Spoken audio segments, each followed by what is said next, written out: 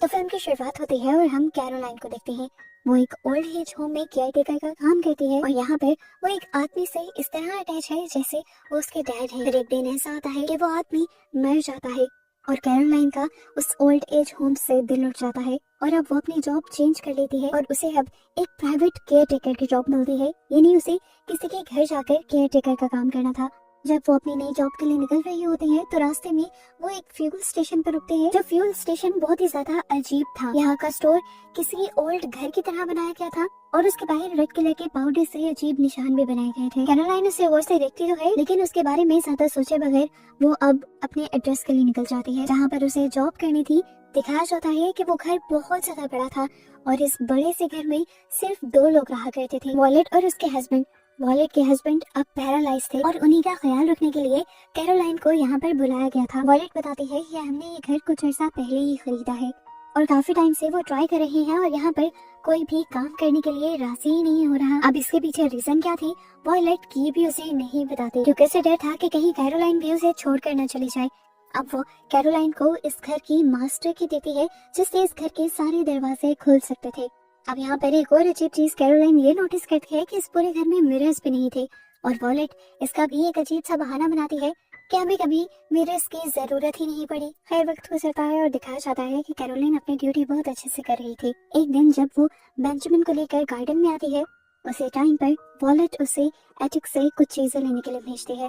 इस टाइम उसे एटिक के अंदर छुपा हुआ एक डोर नजर आता है जिससे वो जब अपनी मास्टर की से खोलने की कोशिश करती है तो वो डोर खुलता ही नहीं और ये बात वो आकर बाहर वॉलेट को भी बताती है। वॉलेट उससे कहती है हम नहीं जानते, जब से हमने ये घर खरीदा है हमने भी उस डोर को काफी मरतबा खोलने की कोशिश की है पर वो नहीं खुलता।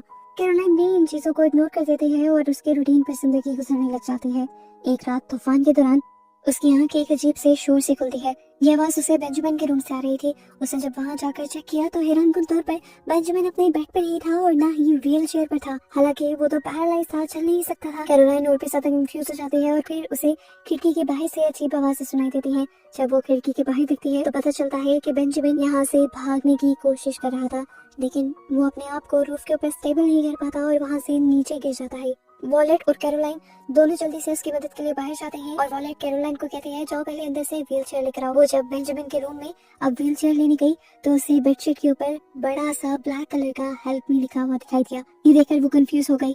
उसे समझ आ गया कि जरूर यहाँ पर कुछ गड़बड़ है लेकिन इसके बारे में वो वॉलेट को नहीं बता सकती थी। अभी इसे जल्दी भी थी इसीलिए उसने बेडशीट छुपाई और वो व्हील चेयर लेकर बाहर आ गई। अगली सुबह जब यहाँ इस घर का लॉयर आता है तो कैरोलाइन उसे अपने कमरे में लेकर जाती है। इस लॉयर को पहले से जानती थी, उसी ने इसे जॉब दिलवाई थी। वो उसे बताना चाहती थी कि यहाँ पर जरूर कुछ गड़बड़ है। वो उसी टाइम वो बेडशीट निकाल कर दिखाती है जिसमें रात हेल्प में लिखा हुआ था लेकिन अजीब बात थी अब यहाँ पर कुछ भी नहीं लिखा हुआ था। वो भी कंफ्यूज हो गई और लॉयर को कुछ भी नहीं बता पाई। लॉयर को लगा कि जरूर वो स्ट्रेस में है इसीलिए लॉयर उसे अपना कार्ड देकर चला जाता है और कहता है कि जब भी तुम्हें मेरी जरूरत पड़े तो तुम कॉल कर लेना। उसे जाने के बाद कैरोलाइन और भी ज्यादा कंफ्यूज हो जाती है। एक तो रात उन सारी चीजों का होना, बेंजामिन का इस तरह बाहर चला जाना और अब इस बेडशीट से हेल्प मी का मिट जाना, ये चीजें साफ जाहिर कर रही थी कि इस घर में कुछ तो पैरानॉर्मल है, यानी कुछ तो डरावनी चीजें यहाँ पर छुपी हुई हैं।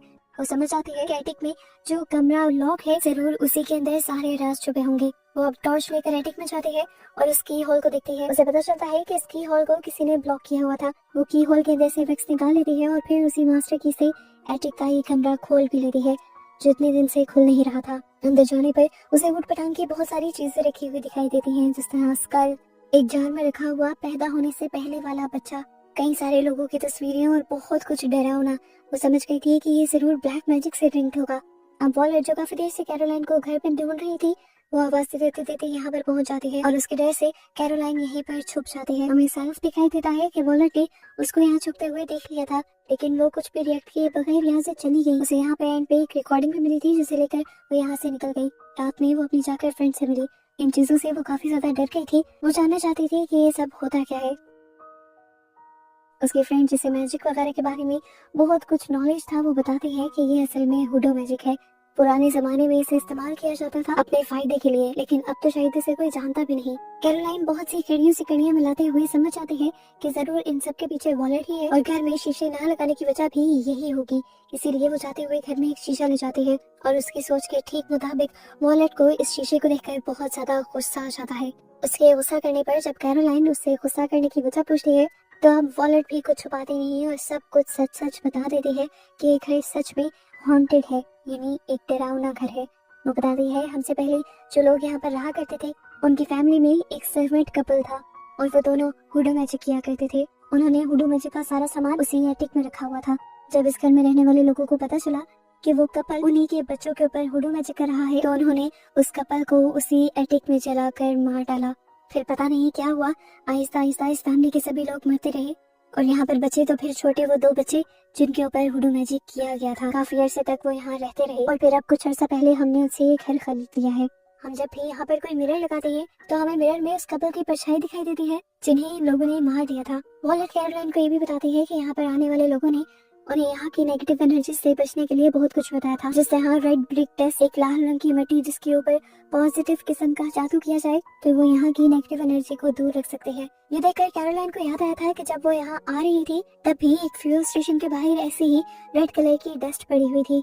यहाँ पे वॉलेट कैरोलाइन को एक बड़ी हकीकत ये भी बताती है कि उसके हस्बैंड बेंजामिन पैरालाइज नहीं है, बस हुडू मैजिक और यहाँ की नेगेटिविटी की वजह से उनके जहन में एक ऐसी सिचुएशन बन गई है जिससे उन्हें लगता है कि वो पैरालाइज्ड हैं और वो पैरालाइज्ड एक्ट करते हैं।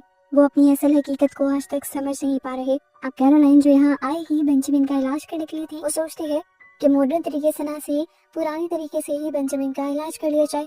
इसीलिए वो एक हुडू मैजिक के एक्सपर्ट के पास जाती है और बेंजामिन की सारी हालत और इस घर की स्टोरी बताते हुए वो उससे कुछ चीजें लेकर आती है और कुछ तरीके पूछ कर आती है जिससे वो बेंजामिन का इलाज कर सके।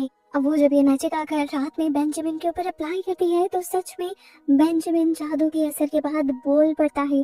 और अजीब बात ये थी कि वो यहाँ ये नहीं कहता कि मैं किसी एंटिटी से डर रहा हूँ, वो यहाँ कैरोलाइन को ये बताता है कि प्लीज मुझे मेरी वाइफ वॉलेट से ही बचा लो। उसकी आवाज को सुनकर घबराई हुई वॉलेट यहाँ पर आ जाती है और बज़ाहिर उससे प्यार जताने लगती है। कैरोलाइन और वो आदमी फिलहाल के लिए खामोश हो जाते हैं और वो औरत कैरोलाइन से कुछ नहीं कहती क्योंकि कैरोलाइन ने पहले ही जादू का सारा सामान यहाँ से छुपा दिया था। अब सारी हकीकत जानने के बाद कैरोलाइन अगले ही दिन उस लॉयर के पास जाने का डिसाइड करती है जिसने उसे अपना विजिटिंग कार्ड दिया था। उस लॉयर को हुडू मैजिक के बारे में, उस घर के, वॉलेट के, बेंजामिन के और एटिक वाले कमरे के बारे में सब कुछ बता देते हैं। यहाँ तक कि वो ये भी बता देते हैं कि वो एक हुडू मैजिक के एक्सपर्ट से भी मिली थी और उसने जब हुडू मैजिक बेंजामिन के ऊपर अप्लाई किया तो उसने बोला कि मुझे वॉलेट से बचा लो।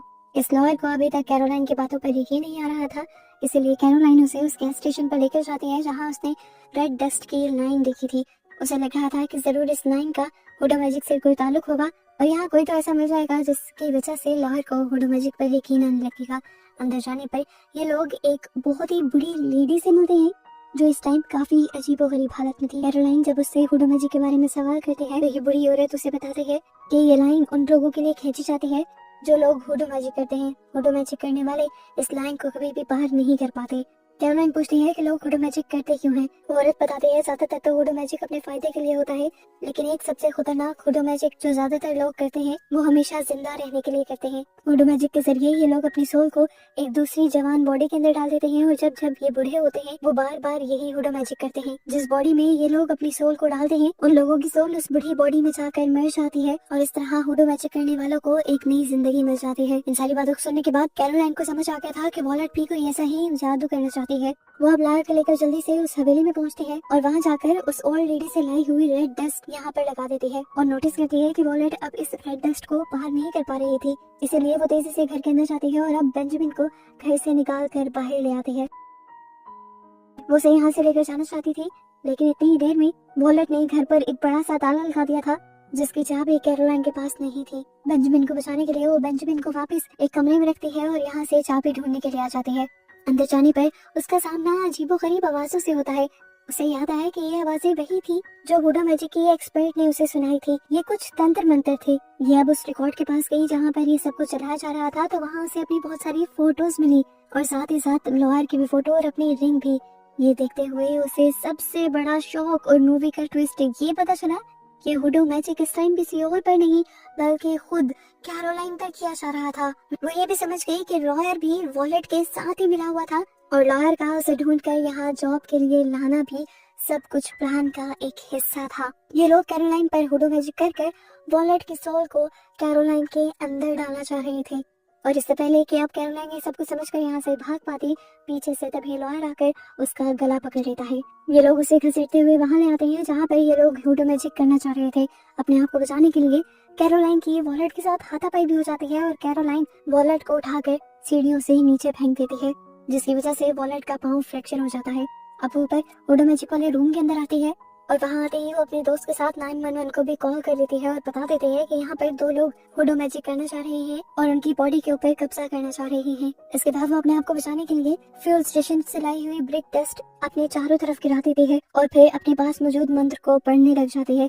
उसे लग रहा था कि ऐसा करने पर वो बच गई, लेकिन यहाँ वॉलेट उसे देखकर जोर जोर से हंसने लगी। वो हंसते हुए उसे कहते हैं कि तुमने जो मंत्र पढ़ा और तुम्हें लगा कि ये मंत्र तुम्हें हमसे बचा लेगा, असल में वो मंत्र तुम्हें ही ट्रैप करने के लिए था और उसको पढ़कर तुमने अपनी लाइफ को और भी ज्यादा खतरे में डाल दिया और हमारा काम आसान कर दिया। और ये वाली ब्रिक टेस्ट जो तुमने अपने इर्द गिर्द गिराई है, ये असल में तुम्हारे लिए प्रोटेक्शन नहीं है, बल्कि हमारे लिए हमारे काम की आसानी है। अब वॉलेट हंसते हुए उसके सामने एक मिरर कर देती है, जिसके अंदर अब कैरोलाइन को बहुत सारी फिगर्स नजर आती हैं। ये सभी फिगर्स वो थी जिनके ऊपर कभी ना कभी हुडो मैजिक किया था उस ब्लैक लेडी ने, जिनके बारे में मशहूर था कि उन्हें मार दिया गया, पर असल में वो मरे नहीं थे। उन्होंने तो पहले ही अपनी सोल उन बच्चों की बॉडी के अंदर ट्रांसफर कर दी थी।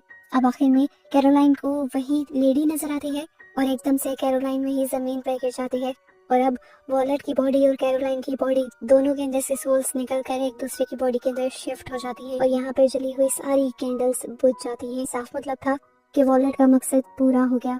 अब कैरोलाइन की बॉडी के अंदर वॉलेट खड़ी होती है और अपने आप को देखकर बहुत ज्यादा खुश होती है। इसके बाद वो वॉलेट वाली पुरानी बॉडी को यानी कैरोलाइन को एक अजीब सा लिक्विड पिला देती है, जिसकी वजह से वो भी बिल्कुल बेंजामिन की तरह ही पैरालाइज हो जाती है। और उसके बाद हमें दिखाया जाता है कि वो लॉयर कैरोलाइन के पास आ जाता है। पता चलता है कि असल में लॉयर बेंजामिन था और इन्होंने लॉयर की बॉडी के ऊपर तो काफी पहले ही कब्जा कर लिया था। ये लोग आज खुश थे क्योंकि एक और मर्तबा अपने प्लान में सक्सेसफुल हो गए थे। इन्हें अब जवान बॉडी मिल गई थी और अब 30-40 साल इन्हें कोई और फिक्र नहीं होने वाली थी। यहाँ पर एक दूसरे से बातें करते हुए हमें पता चलता है कि ये दोनों वही हैं जो सालों पहले यहाँ पर केयर टेकर हुआ करते थे। ये लोग अब वॉलेट की बॉडी के करीब जाते हैं, यानी कैरोलाइन के पास जाते हैं और वो कहते हैं कि हमने तुम्हारी बॉडी के ऊपर कब्जा किया, ये बात तुम कभी किसी को साबित नहीं कर पाओगी। हमने तुम्हें पूरे प्लान के तहत कंट्रोल किया। तुम्हें लगा कि तुम हमारे खिलाफ चल रही हो और हुडो मैजिक का नॉलेज ले रही हो। असल में हम ही ऐसा चाहते थे कि तुम हुडो मैजिक के बारे में रिसर्च करो और तुम्हें हुडो मैजिक पर यकीन आ जाए। असल में हुडो मैजिक चलता ही उन लोगों पर है जिन्हें हुडो मैजिक पर यकीन हो, और तुमने खुद सारी रिसर्च कर हमारा काम और भी ज्यादा आसान कर दिया। अचानक ही यहाँ पर कार रुकने की आवाज आती है और पता चलता है कि बाहर पुलिस और कैरोलाइन की दोस्त आई थी उसकी मदद करने के लिए। वो कैरोलाइन से यहाँ बात करने की कोशिश करती है, पर उसे अजीब सा महसूस हो जाता है कुछ, लेकिन वो यहाँ किसी को भी साबित नहीं कर सकती कि इस टाइम कैरोलाइन की बॉडी के अंदर कैरोलाइन नहीं है। कैरोलाइन तो अब पैरालाइज्ड वहीं पड़ी हुई थी जो अपनी दोस्त को कुछ बता भी नहीं पा रही थी, बस उसे उम्मीद से देख रही थी। वो लॉयर अब कैरोलाइन के दोस्त को कहता है कि वॉलेट के सारा घर कैरोलाइन को देकर चली गई है और अब कैरोलाइन और मैं इस घर में साथ रहने वाले हैं। उसकी दोस्त कंफ्यूज तो थी, पर वो कुछ कह नहीं पाई और यहाँ से चली गई। जबकि मूवी के पोस्ट क्रेडिट सीन में हमें असली कैरोलाइन और उस लॉयर को दिखाया गया जो बूढ़ी बॉडीज के अंदर थे और एक दूसरे को देख रहे थे। वो कुछ नहीं कर सकते थे अपनी मौत का तमाशा देखने के अलावा, और ऐसे ही बस उन्हें दिखाते हुए ये मूवी यहाँ खत्म हो जाती है। तो तुम मेरी वीडियो अमर कर दो, 1 मिलियन का टारगेट है, पूरा